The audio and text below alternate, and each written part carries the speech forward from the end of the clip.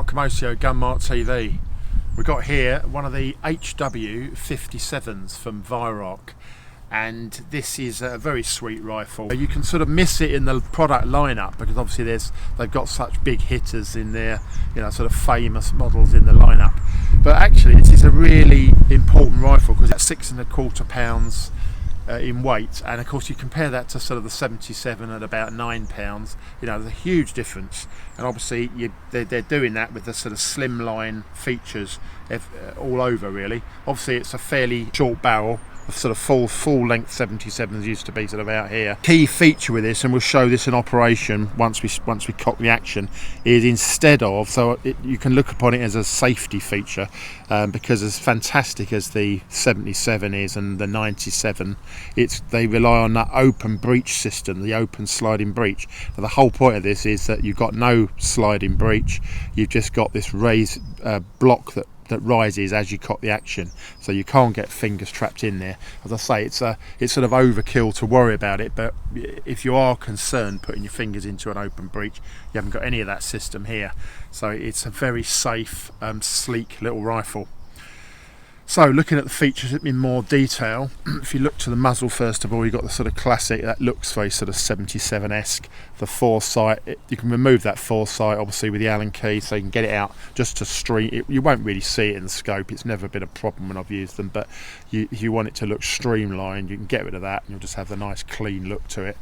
At the front there you've got a cap there, and take it all the way off, but it's now threaded.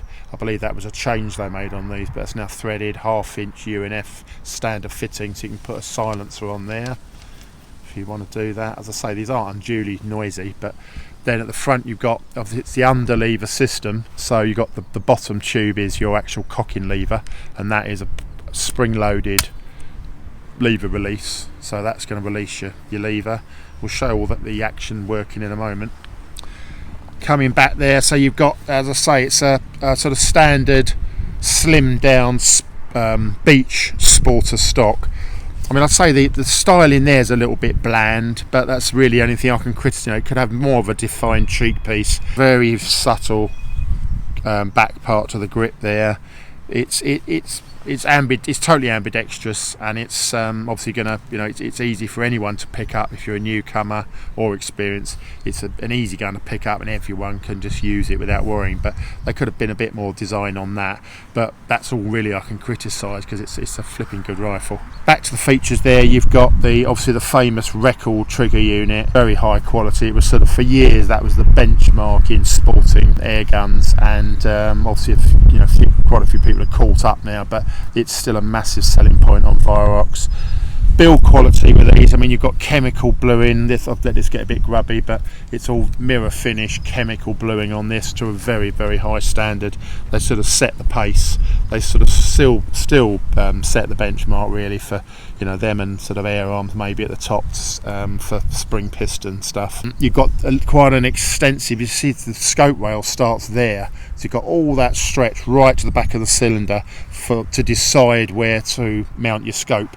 Now obviously with this one you'll have to bear in mind that rising block, so again I've got a very sizable scope on here. You wouldn't want that to foul the block, obviously, stating the obvious, but that's something to consider. You've got the classic Weihrauch push button safety on here. That's an auto safety, so as you cock the action, that safety comes out and then you'll depress it with your thumb before you take the shot. And looking to the stock again, you've got, it's quite interesting laser cut patterning on here. The top panel's stippling, and then you've got very nice diamond checkering underneath. Minelli symbol there. So obviously they're making these now, and then you've got the Weihrauch logo all cut into the wood. Really neat, and it's a tasty little rifle. So let's show the action. So as I say, you'd press that down, release your lever in the normal way, pull it all the way down to cock the action. And although that is quite a short lever, you'd think you've not got much leverage, but it's the actual cocking effort is very easy on this, I have to say. So obviously the way they've set everything up inside with the spring and the piston, thought gone into it, so it's not overly hard to cock. Once you've done that on this, whereas normally you'd have to chamber your pellet and then do the lever, it's up to you how you do it. You can put that lever back up So that's now ready, and now you've got a chamber. You'll see that aperture that's opened up, and I'm now going to put a pellet into there. I don't know if you can see that going in. So push the pellet home. This rising block, by the way, there's some sort of cheaper, inferior versions of this, and they'll have a plastic block. This is all steel. So push your pellet home, and you'll now see, I seem to remember having one of these. I first tested this a while back, and I think they've added those white dots, and of course what that does is allow you to monitor how high you've got the blocks. That's the only thing. You've got to make sure you press the block all the way down. Dots disappear, you know you've properly based the block. The safety's come out. I'm pushing that home, and we're ready to take the shot. So I'll do that.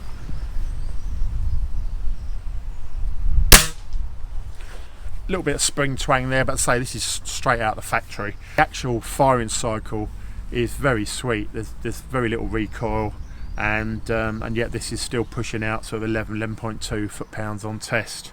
I'll just do another shot, show you the cycle again. So release the lever all the way down.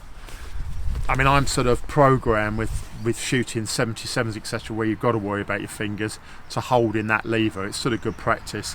But really with this, you can just push it all the way. You can close that back up.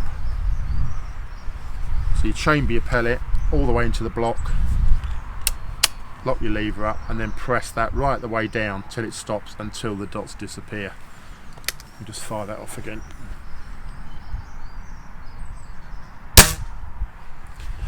So yeah, there is some recoil. It's a spring piston gun. There is some recoil, but nothing harsh. It's very mild recoil, and they just shoot really well. I've had this on test recently. This is half inch groups easily at 30 yards.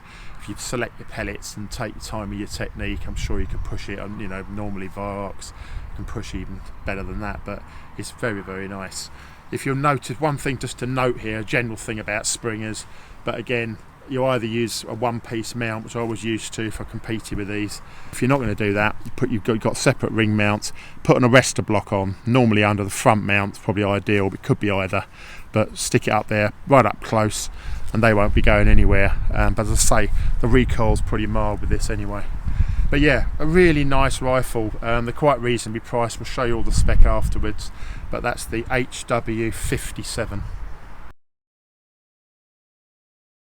We should also point out that Weihrauch supply this gun with open sights, and that quite sizable, really nicely made all metal rear sight unit is sitting on the cylinder on the dovetail, so that fits onto the dovetails when you get the gun. Obviously you've got, as I say, that in coupled with the really good foresight, you've got a seriously good open sight. So as with all these springers, if you've got open sights to start, I would recommend persevere with them and shoot. Have a really good go, learn the basics of shooting with open sights before you entertain the idea of getting a scope. It's just good. It gives you some good grounding into some sort of basics of marksmanship, and then obviously you'll realise that these guns have such great potential. You've really got to maximise that. But yeah, good open sights, so have a play with those.